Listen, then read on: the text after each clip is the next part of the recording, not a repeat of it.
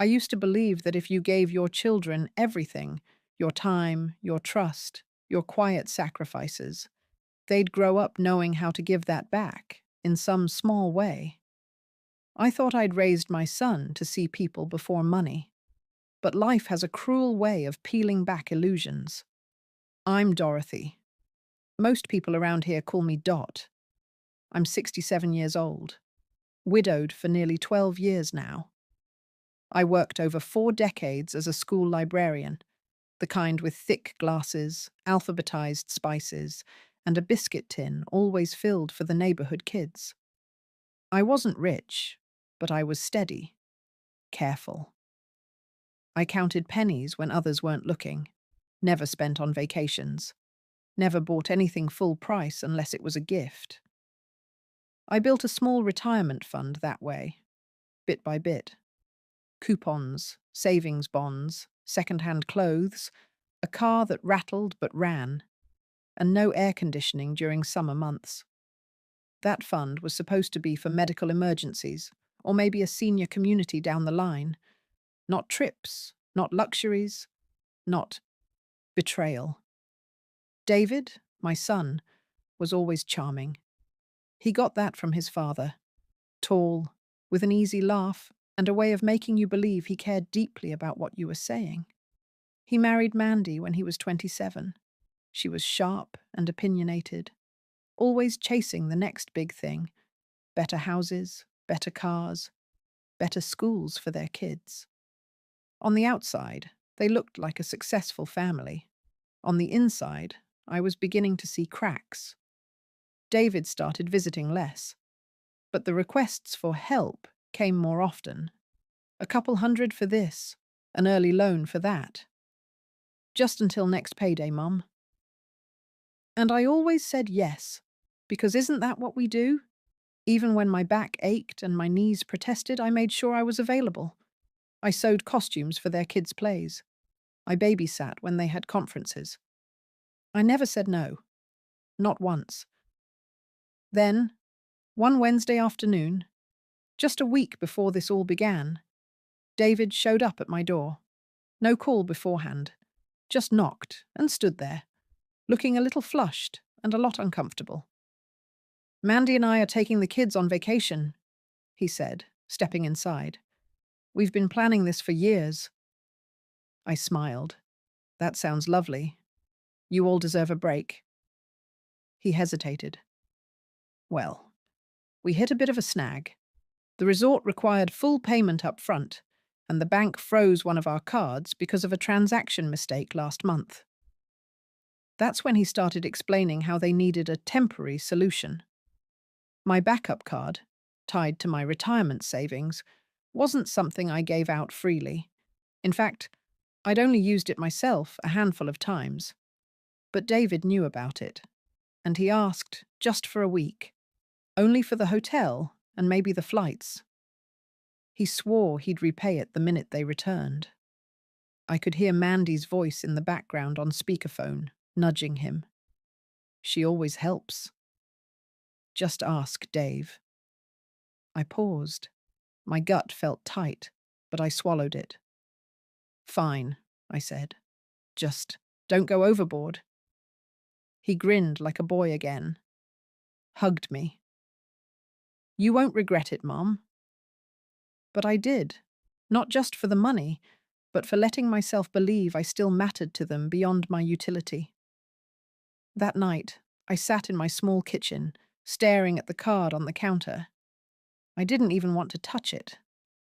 I brewed a cup of chamomile tea and sat by the window, wondering what kind of vacation they were planning.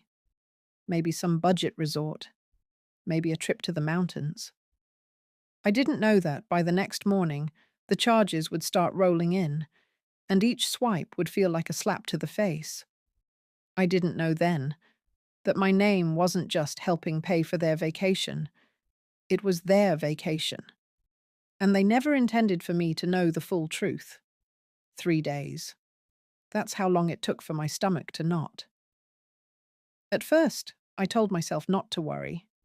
Maybe they were just busy, enjoying their vacation, focused on the kids, soaking up sun somewhere along the coast.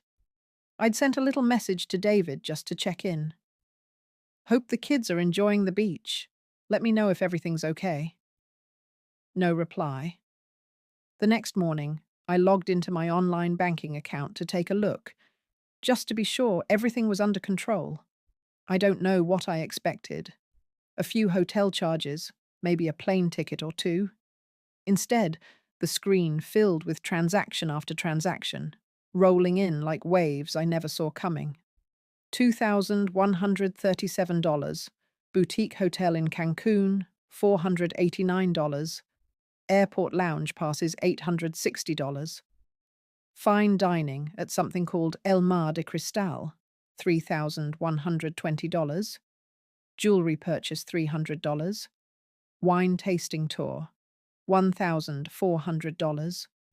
First class upgrade on the return flight, my heart sank. Not just because of the numbers, but because it was all in my name. Every booking, every reservation. The hotel receipt was emailed directly to my inbox, and there, in black and white letters, reservation under Dorothy McKinley. I stared at the screen in silence, the cursor blinking at me like it was mocking how foolish I'd been. They didn't just use my card. They used me, my name, my identity, my years of saving, my care, and they weren't even hiding it. Not a single update, not a thank you, not even a, "Hey Mom, we're using your name for the booking. Hope that's okay." They'd just taken it, like it belonged to them. I called the bank. A young man answered, too cheerful for the hour. I asked him about the charges, and he kindly explained that since the card was issued in my name and I hadn't reported it stolen, I'd be liable for all usage unless I could prove fraud. "But I didn't authorize half of these," I said quietly. "They said it was just the hotel." He hesitated. "I understand, ma'am. But since it was given voluntarily and not reported until now—" His voice faded into protocol and disclaimers. I stopped listening after that. What do you say when you realize your own child didn't even consider how this might impact you? It wasn't just money, it was trust, and it was being taken for a fool at an age when you're supposed to be cared for, not used. That evening, I tried again, texted David one more time. "David, can you please call me when you get a moment? I need to talk to you about the card." Hours passed. Nothing. So I opened the bank portal again. Another charge. $249. Sunset Catamaran Experience. They were sailing on my retirement, laughing, drinking cocktails, taking selfies on a boat, while I sat in a quiet house with a leaky faucet and a half-used tea bag. And the cruelest part? I knew he wouldn't have told me if the card was maxed out. I would have just seen the overdraft notice in the mail weeks later. My hand trembled when I reached for my planner. Inside was a sticky note, carefully written in my own handwriting from years ago. "You are allowed to say no, even to family." I'd written that after reading a column about boundaries. I remember it made me cry. But I never followed it, until now. I was raised to believe that family came before everything, but I've learned, too late, that family who only sees you as a wallet isn't family. It's liability dressed in familiarity, and liability can cost you everything if you let it go unchecked. So I made a decision. Tomorrow, I was going to do something I'd never done before. Take control, not with rage, not with yelling, but with silence and a few clicks of a button. And next time they tried to use me, they'd have to explain it to someone with a badge. The next morning started like any other, quiet, still, and lonely. I made oatmeal with brown sugar and sliced half a banana, sat by the window and watched the wind stir the leaves. But something inside me had shifted. I wasn't just sad anymore. I was cold, not cruel. just done. I decided to send a little package to the kids, my grandbabies, just a few trinkets, some candy from our local general store, a beach-themed puzzle, and 2 postcards that read, "Wish you were here," even though I wasn't the one on vacation. I wanted them to remember me as something more than a bank account or a burden. I still believed there was goodness in them, because they were still young. Maybe they could grow into better people than their parents. I called my neighbor Gladys, who still drove, and she helped me take the package to the post office. We stood in line for a while, chatting about the weather and the school board's latest drama. Normal things. It felt good to just be Dot for a moment. Not Mom, not the woman they were draining, not the widow behind the money. When I got home, I texted Mandy to ask for the hotel's full address, just so the package wouldn't get lost. I wish she hadn't responded. I wish I could have held on to the benefit of the doubt just a little longer. But she did, and her reply burned through me like acid. "We're on vacay. Can you not stress us with random stuff, Ren? We'll talk when we're back. The X." That was it. No punctuation, no warmth, no acknowledgement that I was her husband's mother. Just a cold dismissal like I was a telemarketer. I sat there, holding the phone, rereading the message over and over, and with each word, my chest tightened. My hands went still. My tea cooled on the counter, forgotten. They were on vacay, paid for with my future, and I was the stressor? I thought back to the years I held that family together with my bare hands. When David and Mandy were between jobs, who paid their rent? When the kids were sick, who drove 2 towns over with chicken soup and Tylenol? When Mandy had her gallbladder surgery, who stayed up all night on their couch so she could sleep? Me. And now, I was an inconvenience. I put down the phone and walked into the spare bedroom. That's where I keep the old boxes, the ones filled with papers from my husband's death, my pension letters, tax returns, and the account folder where I tracked every dime in that retirement fund. I sat on the edge of the bed and opened it. There, tucked between receipts and statements, was a Mother's Day card David had made when he was 10. It was hand-drawn, sloppy but sweet. "To the best mom in the world. When I'm rich, I'm going to buy you a castle." That little boy had vanished. Somewhere along the way, the love turned into entitlement. Maybe it was my fault. I gave too much. I never said no. I wanted to be needed so badly after my husband died that I let myself be used. But no more. Not now. Not after that text. So I brewed another pot of tea. Not for comfort, but for courage. I picked up the phone again, but this time, not to text. I called the bank's fraud department. The woman on the other end asked for my name, account number, and the reason for my call. I told her everything. I told her I was no longer authorizing any usage on that card, that the people using it had not informed me of the full extent of their spending, and that I felt coerced into giving access under false pretenses.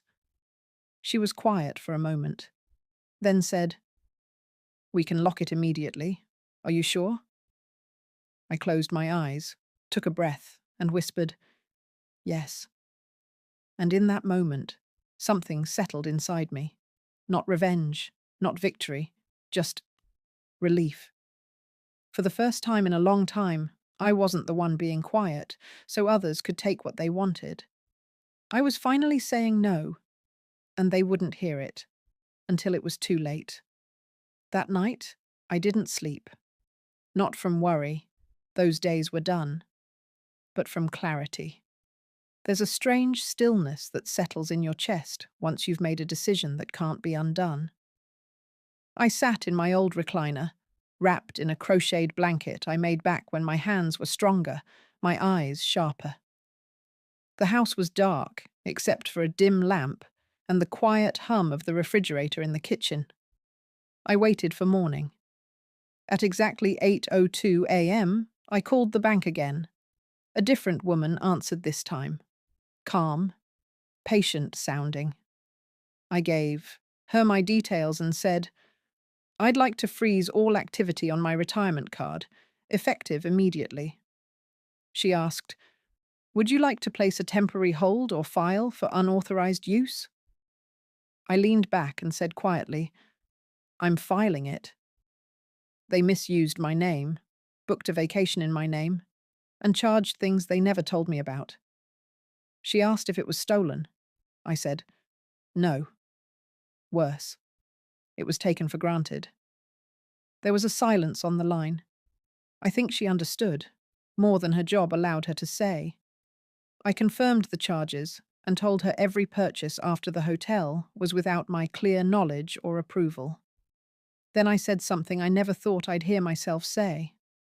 I am willing to file a formal dispute and go on record. They used me, and I won't be used again. She paused before replying. We'll proceed with flagging the account and marking all new transactions. If anyone tries to use the card again, it will be declined, and an alert will be sent. I thanked her, hung up, and exhaled for what felt like the first time in days. Then I did something even harder. I called the airline. A polite young man answered. How can I help you today, Miss McKinley? I explained the situation, that my son and his family had booked their return flight under my name, my loyalty points, my card, and my ID attached to the booking. But I wasn't travelling. He clicked away for a while, then said, Yes, the return flight tomorrow lists you as the primary ticket holder. You're not travelling? No, I said firmly. I never intended to, and I do not give permission for anyone to fly under my name. There was a long pause. Ma'am, we take identity-based travel fraud seriously. We'll need to verify who is actually boarding this flight. If the name doesn't match the ID, or if the booking was done under false information, it may result in detainment or denial of boarding at customs. I nodded slowly, even though he couldn't see me. That's exactly what I'm trying to prevent. I didn't approve this. He responded, Understood. We'll flag the reservation. You may receive a follow-up from airport security or customs. After the call, I stood up from the chair and walked into the kitchen. The kettle was still warm from earlier. I poured myself a fresh cup of tea. And I waited. There was no anger in me anymore, only a quiet anticipation, because I wasn't doing this out of spite. I was doing it to reclaim something they didn't even know they'd taken, my dignity. I had been invisible for years, swallowed in the background of their lives. The babysitter, the cleaner, the emergency fund, the woman who lived alone and could always help. They never asked if I could afford it. They just assumed I didn't need anything for myself. But now they were flying on a ticket that wasn't theirs, with names they didn't earn, on credit they hadn't built. And the moment that plane touched, down, someone in uniform would be waiting with questions they wouldn't have answers for. Because this time, they wouldn't be hiding behind my silence. This time, my absence would be the loudest thing in the room. The call came the next afternoon. It was from an unknown number, foreign, unfamiliar. I almost didn't answer, but something in me knew. I held the phone to my ear and said, Hello? A woman spoke, her voice clipped, professional, serious. Mrs. Dorothy McKinley? Yes. This is Officer Ramirez with Airport Customs and Border Protection at Cancun International Airport. I'm calling to inform you that a party attempting to board a flight using your name and financial credentials has been detained for verification. I closed my eyes. They said they're your family, she continued, but there's a discrepancy between the names on the booking and the identification presented at check-in. She paused, giving me space to speak. I didn't rush. I simply said, They are not authorized to travel in my name. Another pause. Thank you for confirming. We'll proceed accordingly. That was it. No drama, no yelling, just a moment of pure, unshakable stillness. I hung up and set the phone down on the table like it was made of glass. Then I looked around my house. Everything was quiet, but I imagined the scene unfolding thousands of miles away. David and Mandy standing there, confused, irritated, red-faced. David, trying to talk his way through it, insisting, "It's my mum's name. She let us use her account." Mandy, arms crossed, huffing in disbelief. "This is a misunderstanding. We were just helping her use her points." But customs doesn't deal in misunderstandings when the paperwork doesn't line up. The return flight had been booked using my name, my ID, and my points. And now, since I had withdrawn permission and flagged the card, it triggered automatic review. They were held for hours, questioned, required to provide full explanations. And the final sting? They were told they could not board the flight unless they rebooked under their own names, using their own payment methods, and not the frozen card that was now useless. They had to buy new tickets at airport pricing. Expensive. Last minute. No loyalty points. No upgrades. They missed their scheduled flight. Their luggage was delayed. The kids were tired, hungry, confused. They called me. Twice. I didn't answer. I let it ring, then go silent. Because for once, the silence wasn't mine to carry. The second time they called, I stood in my kitchen, folding laundry slowly as the ringtone echoed from the phone on the counter. I watched it flash, and I let it die. They left a voicemail. "Mum, it's David. This is really serious. We're stuck. I don't know what happened, but please, just call me back. Please. Mandy's freaking out." He sounded small, panicked. I thought I'd feel guilty, but I didn't. Because I remembered all the times I'd been left to clean up their messes, the tears I'd hidden, the bills I'd paid, the dignity I swallowed, again and again, so they wouldn't feel discomfort. Now, for once, they had to face the discomfort themselves, and I didn't have to raise my voice. I didn't have to argue. All I did was tell the truth, that they weren't me, and they had no right to pretend otherwise. That night, I slept. Not well, but deeply, like a woman who had finally stopped apologizing for existing. They came back on a Tuesday. It was just after noon. The sun was high, the air still. I was trimming the rose bushes out front, careful not to bend too much at the waist. I saw the car pull up and knew before they even stepped out, that entitled hum of the engine, the careless slam of the doors. David walked ahead, Mandy trailing behind. Both of them looked tired, tanned, but tight in the jaw, like their smiles had melted on the tarmac. They didn't even glance at each other. I didn't move from my spot in the garden. I kept trimming. "Mum," David started. His voice wasn't soft. It wasn't angry either. It was the voice of a man who couldn't believe the help he expected had dared to draw a boundary. Mandy folded her arms. "We need to talk. Now." I stood up slowly, leaned on my shears and looked them over. Their vacation had left them burned, not just from the sun. David took a step forward. "What the hell was that, Mom? You embarrassed us. You humiliated us. In front of our kids." My eyes didn't flinch. "Did you explain to them whose name was on the card? On the ticket? On the hotel bookings?" He blinked. "It wasn't like that." "Oh, but it was," I said. Mandy rolled her eyes. "You acted like we stole from you. We were going to pay you back. We've been through a lot lately and you made it 10 times worse." I took a deep breath. "Did you ever intend to tell me how much you spent?" David's mouth opened, then closed. Did you think I wouldn't notice? Or that I wouldn't care because I'm old and alone and quiet? He looked away. I didn't freeze that card because I wanted revenge. I froze it because I finally realized, after 67 years of saying yes, that you only remember me when I can be used. Mum, that's not fair, David began. What's not fair is using my name like it was a free pass, I snapped. What's not fair is spending thousands of dollars I worked decades to save, while I sat in a cold kitchen hoping you'd send a picture. What's not fair is being treated like a burden unless you need me. Mandy muttered under her breath. This is ridiculous. I turned to her. Do you know what ridiculous is?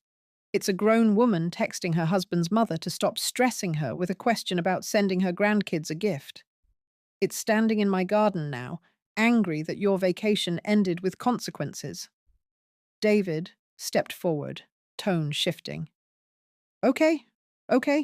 Look, we messed up. But can we just talk inside? The kids are at home and we don't want to argue in the street.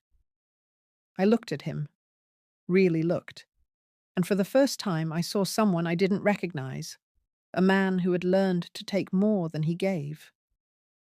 I walked inside, came back with a manila envelope, and handed it to him. Inside was a full printout of the bank transactions. I'd highlighted the charges. I'd written dates and totals. I'd even attached a small sticky note. Pay in full by the 10th. If not, the account goes to collections and fraud proceedings begin. He stared at it, stunned. I'm your mother, I said, but I'm not your doormat, and I'm done being your credit card. Mandy scoffed. You're really going to ruin the family over money? I smiled. Number you already did. Then I walked up to the front door, and before David could say another word, I closed it, softly, deliberately, not in anger, but in peace, the kind of peace that only comes when you finally choose yourself. 2 months passed. David didn't call. Mandy didn't text. The money never came.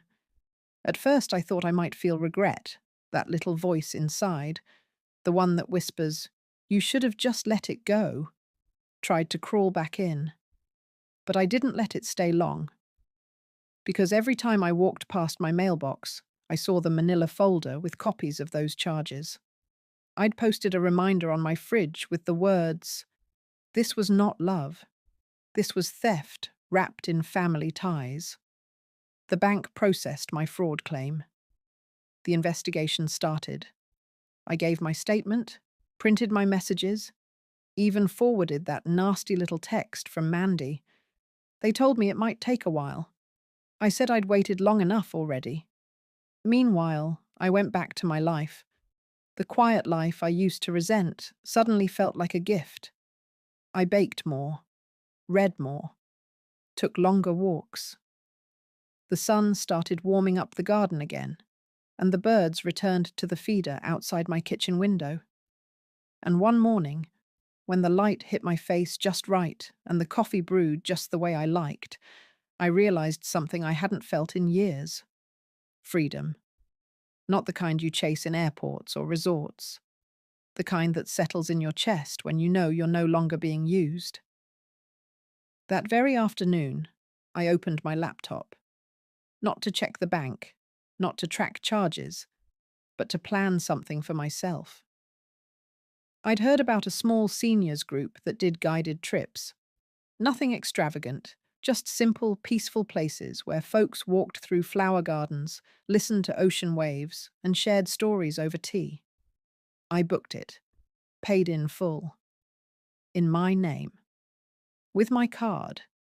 A 5-day retreat on the Oregon coast, ocean view. Breakfast included. A porch with rocking chairs and other women who'd seen too much and decided it was time to start living. No one needed to approve it. No one could take it from me. I packed a modest suitcase, 2 sweaters, a sun hat, and a book I'd been meaning to finish since my husband passed. I didn't need anyone's permission anymore. At the airport, I smiled as I passed through security. The attendant said, "Enjoy your trip, ma'am." And I did. I sat by the window on the plane, sipping ginger ale, watching the clouds roll by like soft hills below me. I wasn't nervous. I wasn't scared. I felt light.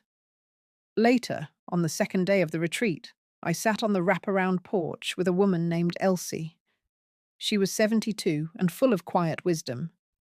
She asked why I came alone. I told her, because I waited too long for someone else to value me. Now I'm learning to do it myself. She patted my hand and said, "That's the bravest kind of journey there is." We watched the waves crash against the shore. In my lap was a postcard. Not one I'd sent, but one I'd received. It was from my daughter, my youngest. The one who'd moved away years ago and grown distant after David pulled the family close around him like a shield. She'd heard what happened. Somehow, word got around. Her message was simple. "I'm sorry I didn't see it sooner. The boys miss you. Can we visit soon? Love, Emily." And beneath that, two tiny crayon hearts, drawn by my grandsons. I folded the postcard and tucked it into my journal. No, I hadn't lost everything. I'd only lost the parts that never loved me back. And in their place, I found something far more lasting. My voice, my peace, myself. They flew on my name. But I found my wings when I stopped waiting for their permission. And this time, the view was all mine.